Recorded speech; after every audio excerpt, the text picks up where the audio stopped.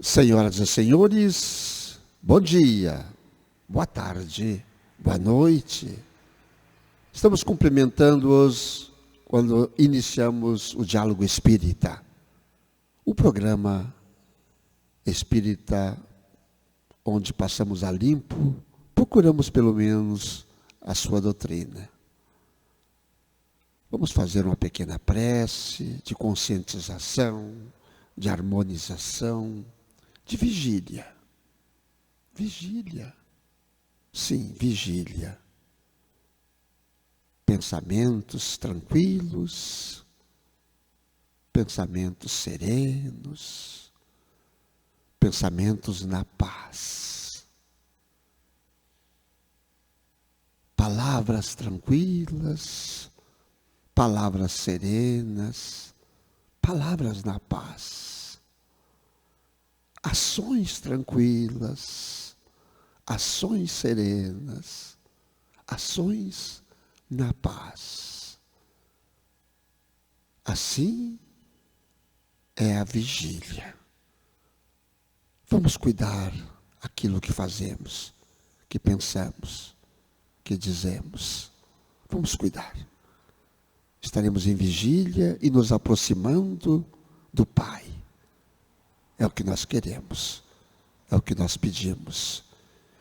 E queremos agradecer por isso, por dar esta condição a nós, ó Pai. Ó Divino Mestre Jesus. Muito obrigado por tudo isso. Muito obrigado por mais um dia que aqui estamos. Que assim seja. O trabalho que faremos hoje, irmã Ângela e eu, e aos nossos queridos amigos, ouvintes, que nos veem também através das redes sociais, da Sociedade Espírita Francisco Cândido Xavier, todos os sábados às 19 horas nas redes sociais, e na Rádio Gazeta todos os sábados às 6h30, às 7 horas da manhã. E os fins. Mas nem todas as coisas edificam. Está em Paulo 1, Coríntios, capítulo 10, versículo 23. Sempre existiram homens indefiníveis que, se não fizeram o mal a ninguém, igualmente não beneficiaram a pessoa alguma.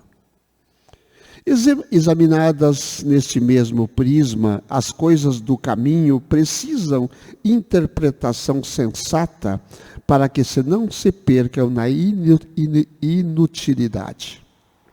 É lícito ao homem dedicar-se à literatura ou aos negócios honestos do mundo, e ninguém poderá contestar o caráter louvável do que escolheram conscientemente a linha de ação individual no serviço útil.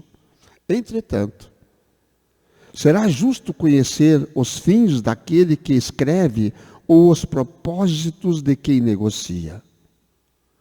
De que valerá, no primeiro, a produção de longas obras, cheias de lavores verbais e de arroubos teóricos, se as suas palavras permanecem vazias de pensamento construtivo para o plano eterno da alma?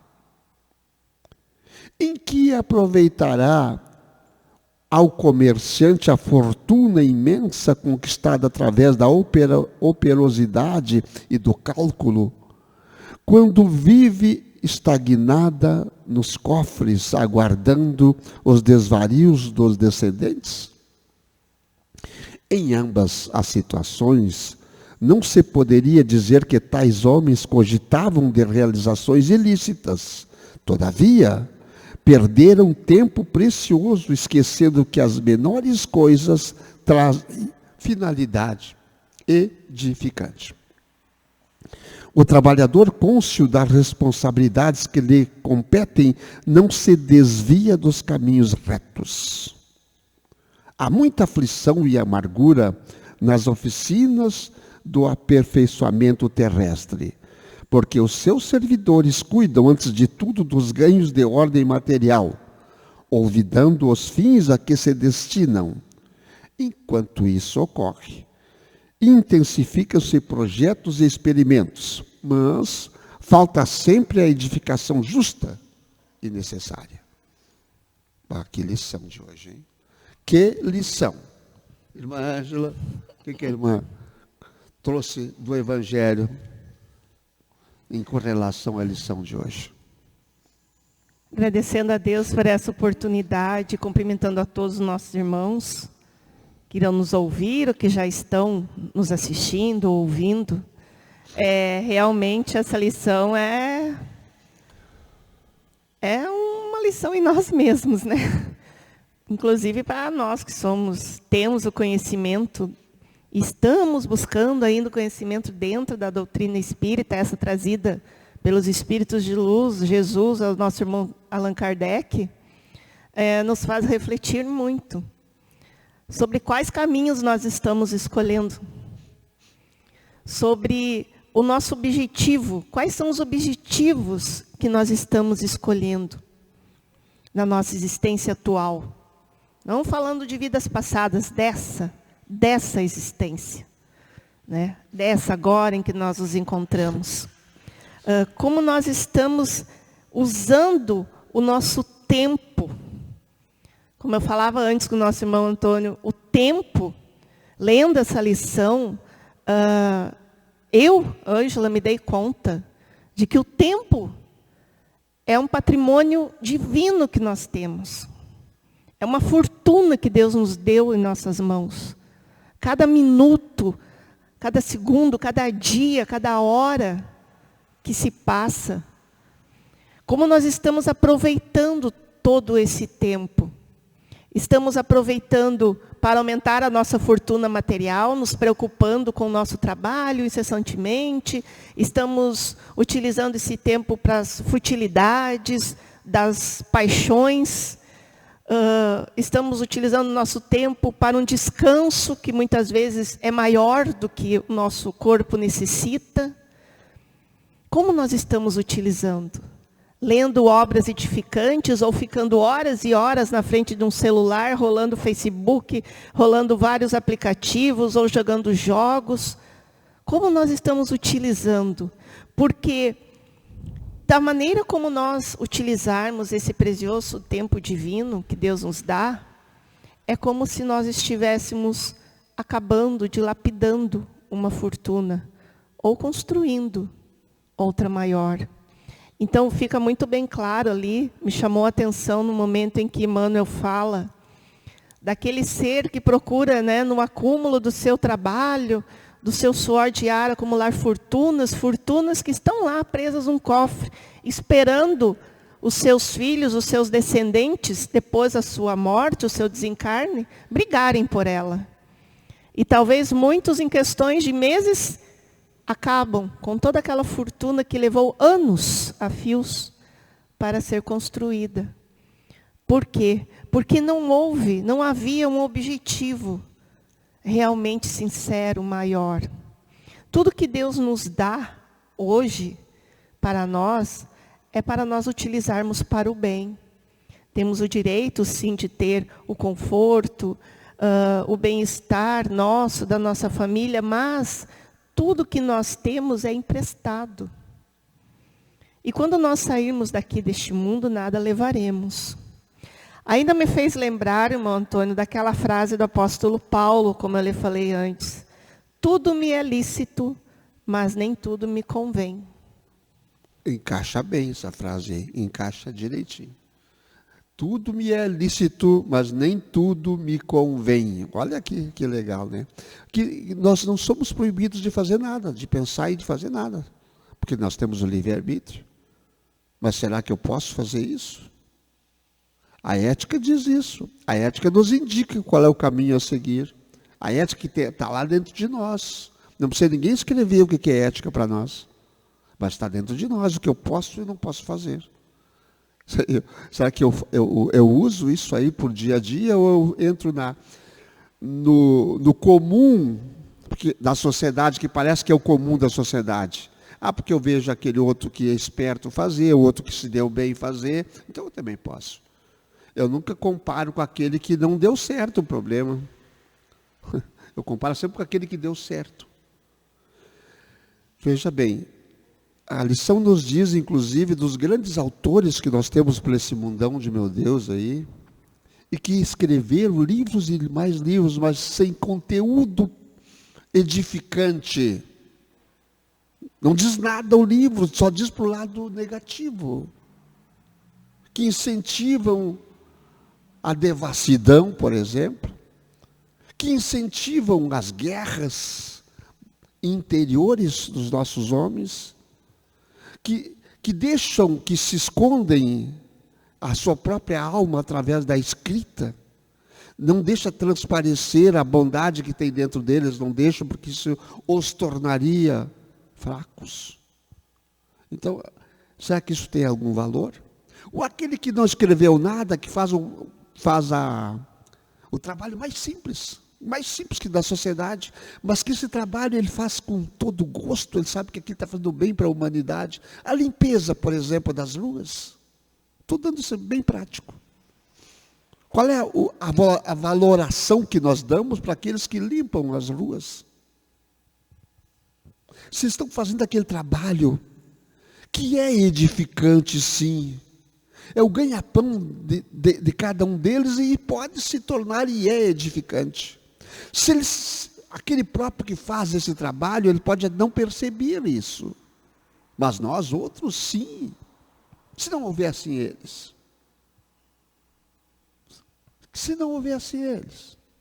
Esses dias ainda eu passei com meu esposo ali em frente à usina de reciclagem, na Venâncio Aires. A gente sempre passa ali alguns dias da semana. E ainda comentei com ele que Deus abençoe essas pessoas. Muito, muito, muito. Porque são seres que estão ali se dedicando com todo, você vê eles fazendo o serviço deles realmente ali com vontade de fazer, não apenas porque eles necessitam, né? Estão ali limpando, organizando o lixo de todo mundo. Então, muitas vezes nós lá não cuidamos da nossa casa, né? Em separar as coisas, faz tudo de qualquer jeito. E eles lá não. Realmente estão fazendo um trabalho, como você disse agora, edificante. É isso que nós temos que começar a pensar. Se o meu trabalho, o que eu estou fazendo, realmente é edificante, né, Antônio? Isso aí. Todo trabalho, se eu fizer com gosto, todo trabalho que faz com que a pessoa faça o seu suador, seja o suador do corpo físico, o suor do corpo físico, ou seja, o suor intelectual, se a pessoa fizer com amor, é edificante. Se a pessoa diz assim, isso que eu estou fazendo hoje vai servir para alguém um dia. Todo ele, desde o magistrado até o último lá. Desde o gari até o magistrado, até o presidente, até o governador.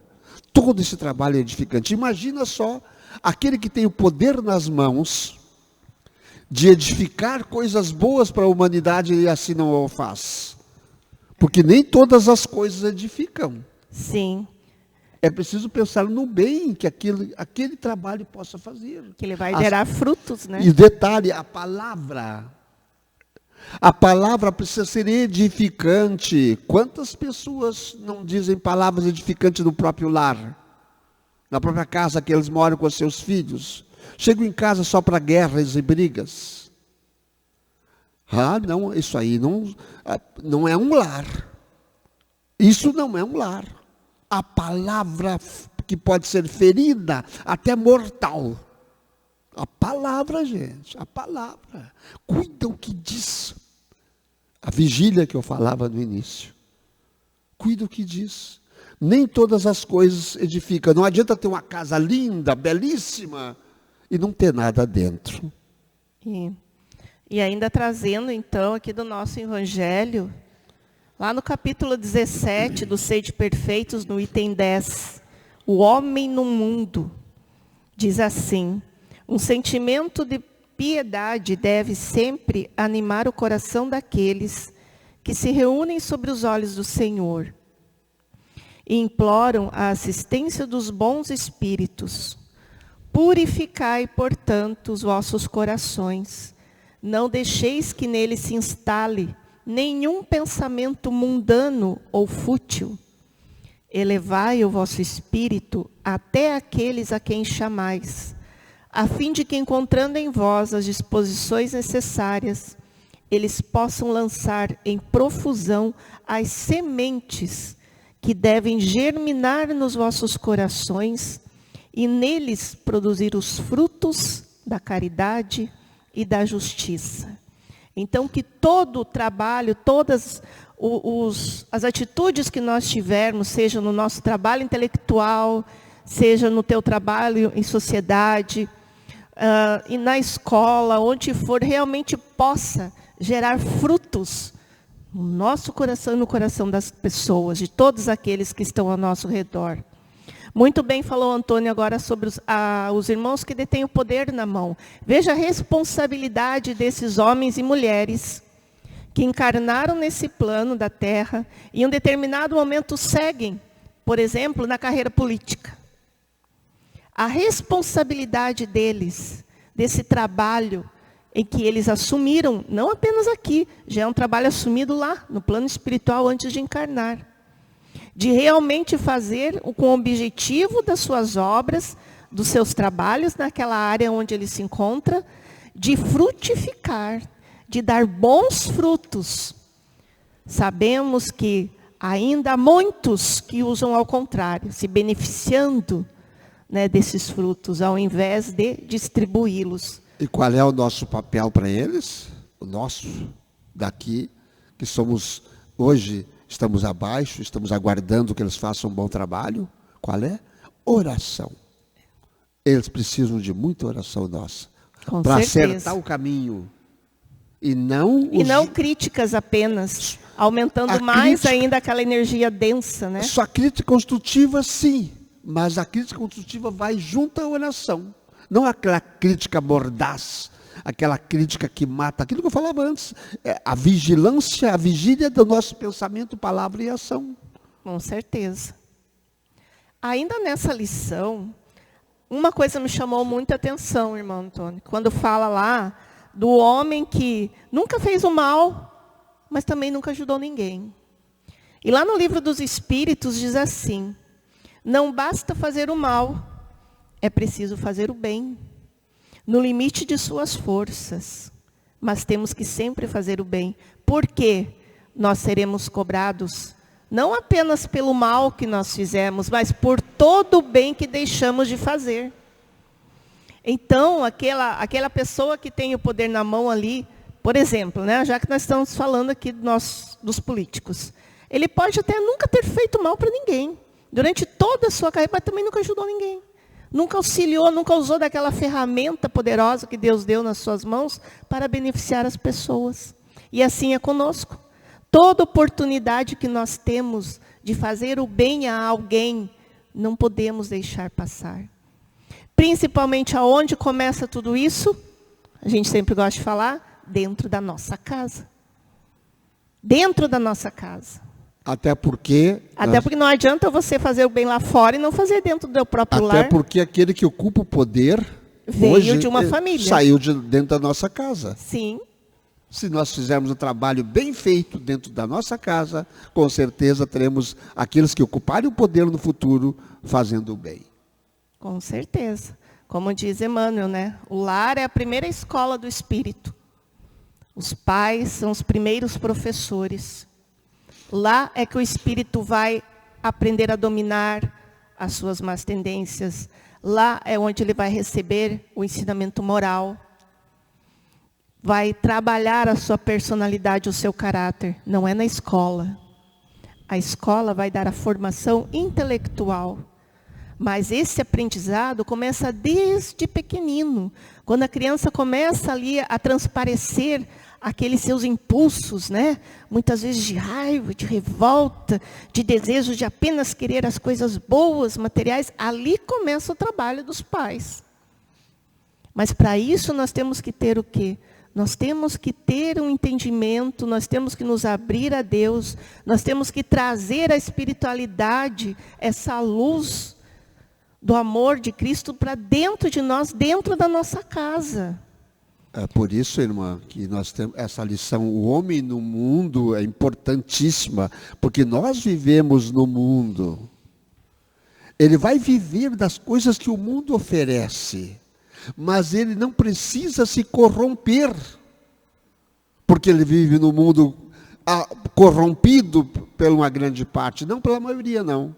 É a minoria, mas a minoria que está com o poder e que não deveria ser corrompida.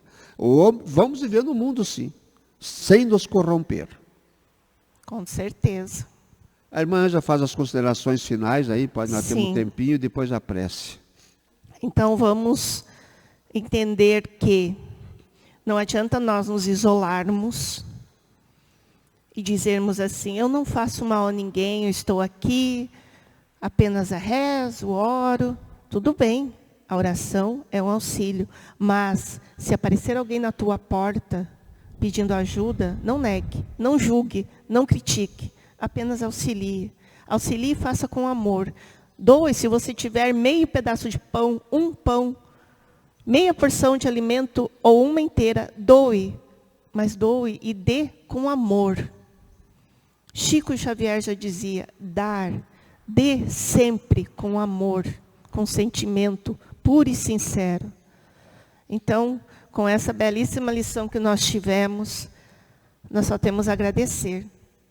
Agradecer a esses espíritos luzeiros, a esses irmãos que estiveram no plano da terra, o apóstolo Paulo, com todas essas belíssimas lições, em todas as suas obras, esse ser que deixou, mesmo com palavras curtas, com frases pequenas, mas ensinamentos grandiosos, que passaram por séculos e séculos e ainda estão entre nós. Que possamos aprender com todos eles, a trabalhar em nós o amor, a paz, a indulgência, a piedade, todas essas virtudes. E trabalhando um a um, em cada um nos seus lares, na sua comunidade, no seu bairro, na sua cidade, atingiríamos todo o nosso planeta. Há sim de chegar um momento em que esse planeta se tornará um mundo realmente maravilhoso, mais do que já é, porque aqui é maravilhoso viver. Agradecemos, Pai, pela nossa vida, agradecemos por estar aqui, por podermos ter a proteção e amparo todos os dias do nosso anjo da guarda, pela família, pelo alimento à nossa mesa, pelo nosso trabalho, por tudo que temos e que somos. Gratidão sempre. E rogamos humildemente a nossa Mãe Maria, a este ser divino de amor imenso, que amou a tudo e a todos nós, que seu manto de luz continue nos amparando em todos os momentos, hoje, amanhã e sempre. Que assim seja.